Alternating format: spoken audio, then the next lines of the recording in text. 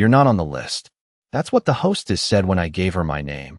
Her smile polite but final, like she was turning away a stranger instead of a daughter. I could see them inside, my parents seated at the center table under soft golden lights, my mother laughing with her glass of champagne raised, my father leaning back in his chair like he owned the room. 60 years of marriage, they were celebrating. 60 years, and somehow, I didn't make the guest list. I stood there for a second, long enough for the people behind me to shift impatiently, long enough for the words to settle into something heavier than embarrassment. Then I nodded, like I understood, like it made perfect sense, and stepped past the podium without another word. No one stopped me. No one called my name. Inside, the room smelled like roses and expensive wine, the kind your father used to save for special occasions. I walked along the edge of the room, heels quiet against the polished floor, until I found an empty seat near the back. From there, I could see everything. My mother's new dress, the one she hadn't mentioned when we spoke last week. My father's watch, the one I helped him pick out years ago, gleaming under the chandelier. And Daniel, my brother, standing beside Rebecca, his hand resting lightly on her back as she smiled and greeted guests like she had planned every detail herself. She caught my eye for half a second, just enough to recognize me, not long enough to acknowledge me. Then she turned away, laughing at something someone else said. I folded my hands in my lap and watched. 2 days ago, I had seen the email. Not meant for me, but sent to the wrong address. A seating chart. A note from Rebecca. Keep it small. No need to invite her. It'll just make things awkward. I read it twice, then a third time, until the words lost their sting and became something else entirely. Clarity. That was the moment I understood this wasn't an accident. It wasn't forgetfulness or miscommunication. It was a decision. A deliberate, careful decision to erase me from a room that should have never existed without me. I didn't call. I didn't ask. I didn't show up angry. I showed up prepared. On the table beside me, my small clutch rested quietly, and inside it, a thin envelope waited. Not a gift. Not in the way they expected. I looked around the room one more time, at the laughter, the speeches being prepared, the glasses clinking softly together, and I realized something simple and cold. They thought tonight was theirs. They thought they could celebrate everything they built without ever acknowledging who made it possible. I let out a slow breath, smoothing the fabric of my dress, and when my father stood to thank everyone for coming, I picked up the envelope and rose to my feet. I had waited long enough. My father's voice carried easily across the room, warm and confident. The same voice that used to read me stories when I could not sleep. The same voice that once told me I would always have a place in this family. And now it thanked everyone else for being there, every friend, every distant relative, even Rebecca's coworkers, but not me, not once. Not even a glance in my direction, as if I had already been erased before I ever walked through the door, and I stood there holding that envelope, feeling the weight of it in my hand. Not heavy in ounces, but heavy in meaning, in years, in everything they had chosen to forget. And I waited until the polite applause began to fade, until the soft clinking of glasses settled back into quiet conversations, and then I took a step forward, just one, enough for a few heads to turn, enough for my heels to make a sound against the floor that did not belong to the background anymore. And Daniel noticed first, his expression tightening for just a second before he forced a smile that did not reach his eyes, and Rebecca followed his gaze, her posture stiffening, her fingers curling slightly around her champagne flute, as if she already sensed something slipping out of her control, and my mother finally looked at me, really looked at me, not past me, not through me, but at me. And there it was, that flicker of recognition mixed with something else, something closer to discomfort than surprise, as if my presence itself was inconvenient. And I did not rush. I did not raise my voice. I simply walked toward their table, each step measured, each breath steady, until I was close enough to place the envelope directly in front of my father, right beside his glass. And for a moment no one spoke. The room seemed to hold its breath in that subtle way people do when they sense something is about to happen but do not yet know what. And my father looked down at the envelope, then up at me, confusion settling into his features like a slow realization he could not quite name, and he gave a small, uncertain laugh, the kind people use when they are trying to keep things light, trying to stay in control, and he said my name like it was an afterthought, like he had just remembered it, and asked what this was. and I met his eyes, calm, steady, the way I had practiced, the way I had learned to be after years of being overlooked in quieter ways, and I told him it was my gift, nothing more, nothing less, and Rebecca shifted in her seat, leaning slightly toward him, her voice low but urgent as she suggested they could open it later. After dinner, after the speeches, after everything returned to normal. But I shook my head gently, not enough to make a scene, just enough to make it clear that this moment was not negotiable, and the smile on my father's face faltered, just for a second, before he reached for the envelope, his fingers hesitating at the edge like he could already feel that whatever was inside did not belong to the celebration they thought they were having. And I stepped back, giving him space, giving all of them space, because I had already taken mine back the moment I walked in. Uninvited. The sound of paper tearing through the quiet room was softer than I expected, but it carried, sharp enough to draw every eye back to the table as my father slid a finger under the flap and opened the envelope, his movements slower now, more cautious, like he was no longer certain this was a simple gesture he could laugh off later, and I watched his face instead of the document, watched the way his expression shifted in small, almost invisible stages, the polite smile fading first, then the slight crease forming between his brows, then the color draining just enough from his cheeks that even Daniel noticed, leaning in closer as if proximity might change what was written there. And Rebecca's grip tightened around her glass until her knuckles turned pale, her composure beginning to fracture in the smallest ways, a flicker in her eyes, a tension in her shoulders, because she understood before the others did that whatever was inside that envelope was not meant to be shared quietly, not meant to be ignored. And my father cleared his throat once, a reflex more than anything, then looked up at me again, searching my face for something familiar, something he could still recognize as safe, as predictable. But I gave him nothing except calm, the same calm I had worn since I walked in, the same calm that had taken years to learn. And he looked back down at the document, reading more carefully this time, his lips moving slightly over the legal language, the kind of words he used to skim without a second thought. And then he stopped, completely still, like the sentence in front of him had anchored him in place. And Daniel reached for the paper, his voice low, asking what it was, asking what this meant. But my father did not answer right away, because he already knew. And Rebecca finally set her glass down, the faint sound of it touching the table louder than it should have been, her voice cutting in with forced lightness, asking if everything was all right, suggesting again that they could look at it later, that this was not the time. But there was no later anymore.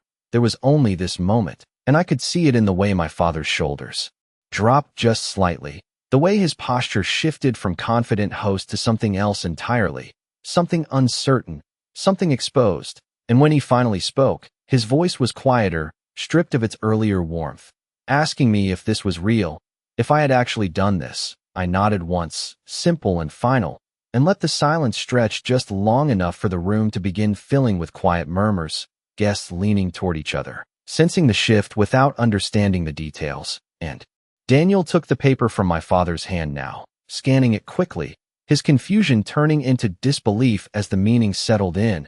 And Rebecca stood up then, unable to stay seated any longer, her voice sharper, demanding an explanation, demanding to know what I thought I was doing.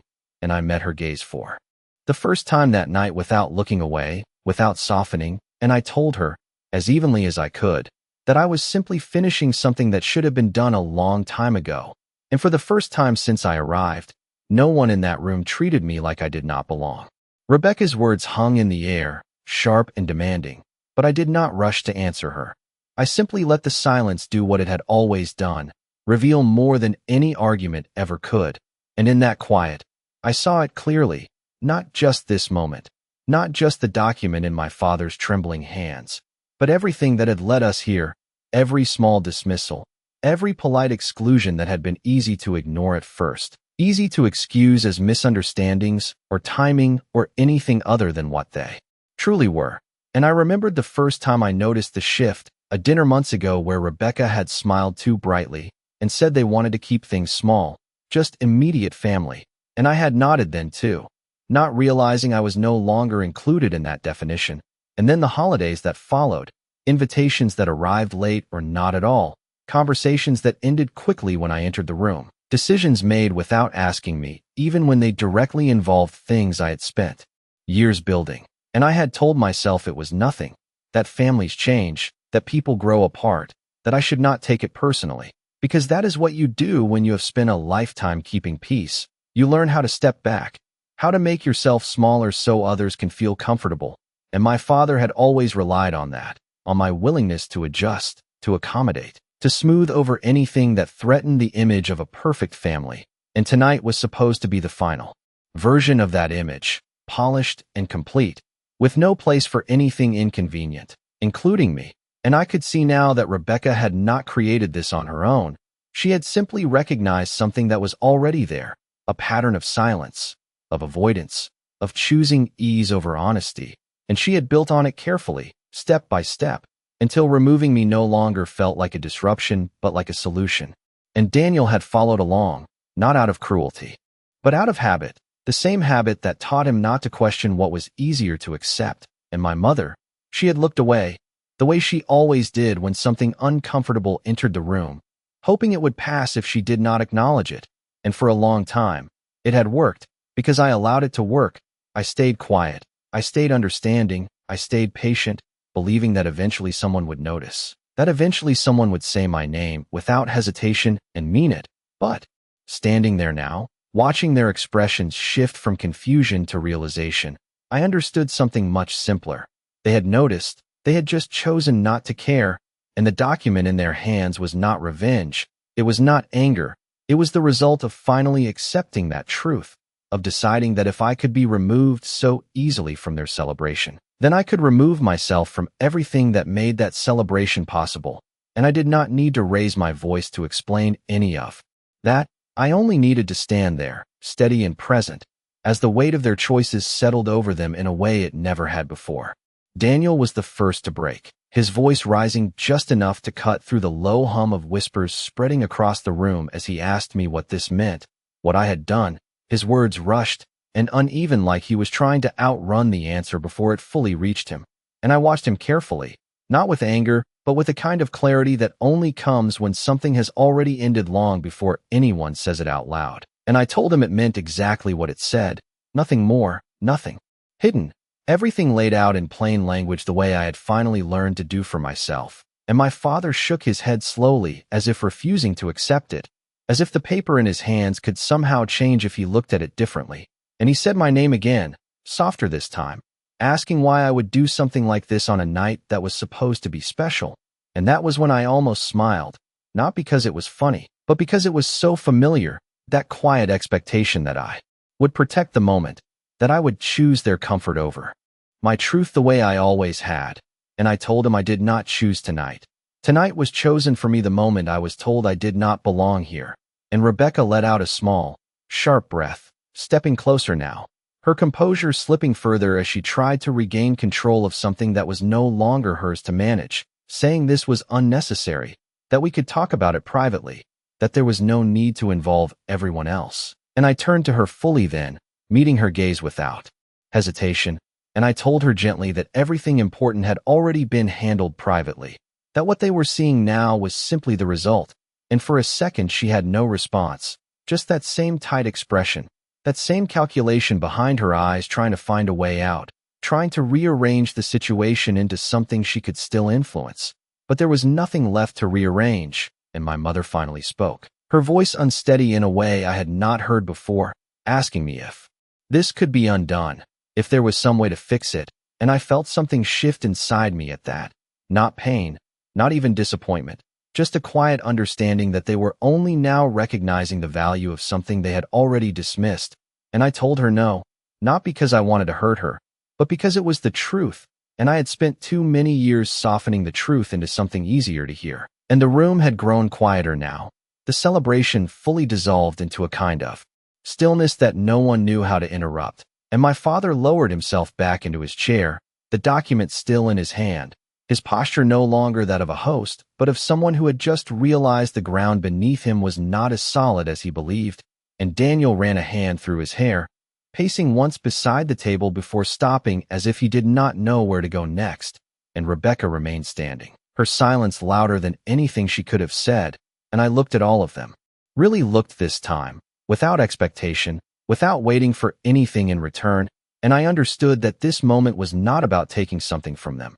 It was about finally taking something back for myself, something I had given away piece by piece without realizing it. And now that it was mine again, I did not feel the need to explain it any further. No one told the music to stop, but it did, fading into something distant and irrelevant as the weight of the moment settled over every table in the room. And I could feel it in the way conversations had stalled, in the way people were pretending not to watch while listening to every word. And for the first time that night, I was not the one being quietly pushed to the edges. I was standing at the center of something they could not ignore, and I did not raise my voice. I did not need to, because the truth has a way of carrying on its own when it is finally spoken without hesitation. And my father looked up at me again, slower this time, as if he was trying to find the version of me he was used to, the one who would soften, who would step back, who would say it was fine even when it was not. But that version was no longer standing in front of him, and he asked me, almost carefully now, when this had happened, when I had decided to make these changes, and I told him it was not a sudden decision. It was not something done out of anger or impulse. It was something I had been thinking about for a long time, something that had been building quietly in the background of every conversation where I was not included, every moment where I was expected to understand without being understood. And Daniel shook his head, still trying to catch up, still trying to place a timeline on something that had never been obvious to him, asking why I did not say anything, why I did not come to them first. And I let that question sit for a second before answering, not because I did not have a response, but because I wanted him to hear it fully. And I told him that I had been saying something for years, just not in the way he was used to listening. That silence can be a kind of answer too. That absence can speak just as clearly as words if you are paying attention. And Rebecca let out a quiet, incredulous laugh, the kind that tries to dismiss what it cannot control, saying that this was an overreaction, that families go through phases, that none of this justified what I had done. And I looked at her steadily, not with hostility, but with certainty. And I told her that this was not about justification. It was about acknowledgement, something that had been missing for a very long time. And my mother lowered her gaze, her hands folded tightly in front of her, as if she could hold everything together if she just stayed still enough. And I could see it in her expression, the realization that this was not something she could smooth over with a quiet word later, not something that would fade once the night ended. And my father finally placed the document back on the table, his fingers lingering on it for a moment like he was reluctant to let go of the version of reality it represented before. And when he spoke again, his voice had lost its certainty completely, asking what this meant for all of us now. And I took a small step back, giving them space again, the same way I had learned to do all my life. But this time it was different. This time it was a choice, not a necessity. And I told him simply that it meant things would be different, that what they had built could continue exactly as they wanted, just without me being quietly attached to it. And I let that settle, not filling the silence, not softening the edges, because for once, I was not responsible for making it easier for them to understand. Rebecca tried to speak again, but this time her voice did not carry the same control it once did. It came out thinner, edged with something closer to urgency than authority. And she turned toward Daniel, as if expecting him to step in, to fix this the way he always had, by smoothing things over, by redirecting the conversation into something easier. But Daniel did not move. He just stood there with the paper still in his hand, reading it again like the words might rearrange themselves into something less final. And when he finally looked up, there was something different in his expression, something unsettled, as if he was seeing not just what had been written, but everything that had led to it.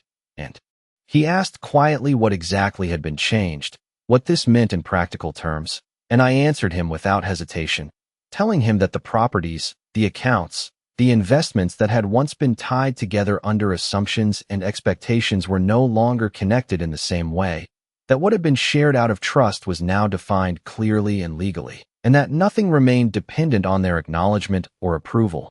And I watched as that understanding settled over him, slow but unmistakable. And Rebecca stepped closer again, her composure cracking further as she asked if I was saying they had no access, no involvement. Her words sharper now, more direct, and I told her calmly that I was saying everything now stood on its own, separate, protected, no longer something that could be quietly redirected or assumed, and my father let out a long breath, one that seemed to carry years of certainty with it as it left him, and he leaned forward slightly, his hands resting on the table as if he needed something solid to hold on to. And he said that this was not how family worked, that things were meant to be shared, meant to be understood without needing to be written down, and I nodded gently, because I had believed that once too, for a very long time, and I told him that it works that way when everyone involved is seen, when everyone is included without question, but when that stops, when someone becomes optional, then clarity becomes necessary, and the room remained still around us, the kind of stillness that does not come from peace but from recognition, and my mother finally looked up again, her eyes lingering on me longer this time, searching for something that might still connect us to what we used to be, and I did not look away, but I did not step closer either, because that distance now is honest, and Daniel lowered the paper slowly, his shoulders dropping as if the weight of it had finally reached him, and he said my name again, softer, almost uncertain, asking if this was really what I wanted, and I considered that for a moment, not because I doubted it, but because I understood what he was really asking, and I told him that it was not about wanting, it was about no longer accepting what I had been given in place of respect, and Rebecca turned away then, just slightly, her expression tightening as she tried to process something she could not control, and for the first time since I arrived, there was nothing left for them to adjust, nothing left to negotiate, only the reality of what had already been set in motion long before they realized I was no longer standing quietly at the edge of their lives. No one returned to their seats the way they had before, the easy rhythm of the evening gone, replaced by something heavier that lingered between every glance and every quiet breath, and I could see it in the way guests shifted uncomfortably, some pretending to check their phones, others whispering behind careful smiles, all of them aware that whatever had just unfolded was not something that could be folded neatly back in a celebration. And Rebecca finally stepped back from the table, her posture rigid, her composure stretched thin as she tried to gather herself, smoothing her dress in a small, controlled motion that did nothing to hide the tension in her hands. And she spoke again, but this time her voice was lower, sharper, asking if this was some kind of statement, if I had come here just to make a point. And I held her gaze without hesitation, not rising to the edge in her tone, not matching it, just letting my answer settle evenly as I told her that I had come because this was where everything had been decided without me, and it seemed appropriate that this was where it would be understood, and Daniel exhaled slowly, running both hands over his face now, the weight of the situation pressing in from all sides as he looked around the room, at the guests, at our parents, at me, as if searching for something that could still be fixed, some version of the night that could be salvaged. But there was nothing left to restore, only something new taking shape whether they were ready for it or not. And my father sat quietly, the document still on the table in front of him, no longer holding it, no longer trying to control it, just staring at it like it belonged to someone else entirely.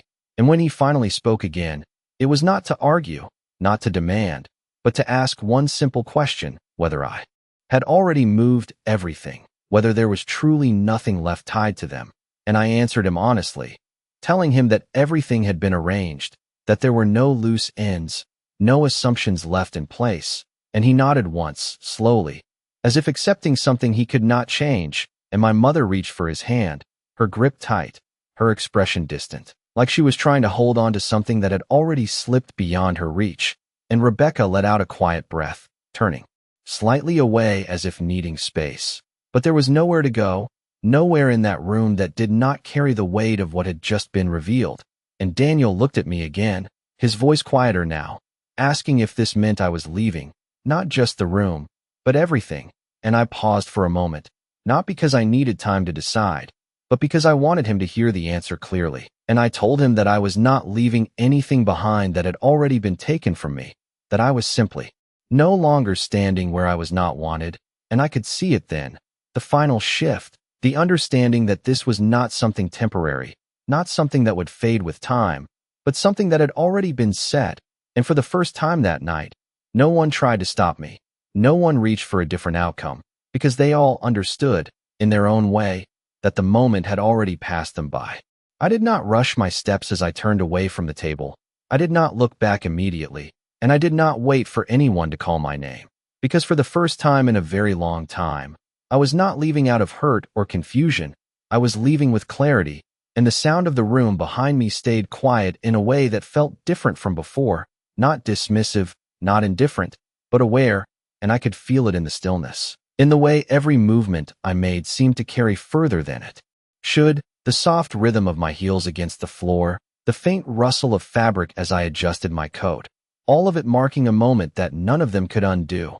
And when I reached the edge of the room, I paused just long enough to take in one last glance, not at any single person, but at the whole picture, the celebration that had once felt so distant now sitting in a kind of fragile silence. My father still seated with the document in front of him, my mother holding his hand like she was trying to steady something that no longer had a place to rest, Daniel standing beside them, caught between what he understood and what he wished he could change. And Rebecca turned slightly away, her expression no longer confident, no longer in control, just still, like she had finally reached a point where there was nothing left to manage. And I realized then that this was not about winning, not about proving anything to them.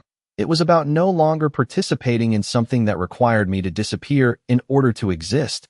And that understanding settled in quietly, without drama, without regret, just a simple, steady certainty that I carried with me as I walked toward the exit. And the night air outside felt cooler than I expected, sharp in a way that cleared everything else away. And I took a slow breath, letting it fill the space where something heavier had been for years. And for a moment, I stood there, not as someone who had been left out, but as someone who had finally stepped out. And there was a difference in that, a quiet kind of strength that did not need to be explained. And as I moved forward, away from the building, away from the voices and the lights and the version of family that no longer held me, I understood something I had missed for a long time, that belonging is not something you wait to be given. It is something you recognize when it is no longer there, and you have the choice to stay or to leave. And tonight, I chose to leave, not in anger, not in silence, but in truth. And I did not need to hear anything else from them to know that this was the end of one story and the beginning of something that would no longer ask me to stand in the background just to be seen.